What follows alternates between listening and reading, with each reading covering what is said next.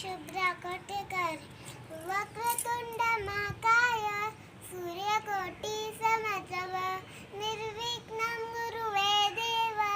सर्वकार्येषु सर्वदा शुभं करोति कल्याणम् आरोग्यं वनसम्पदा शत्रुबुद्धिविनाशाय दीपो ज्योति नमस्तते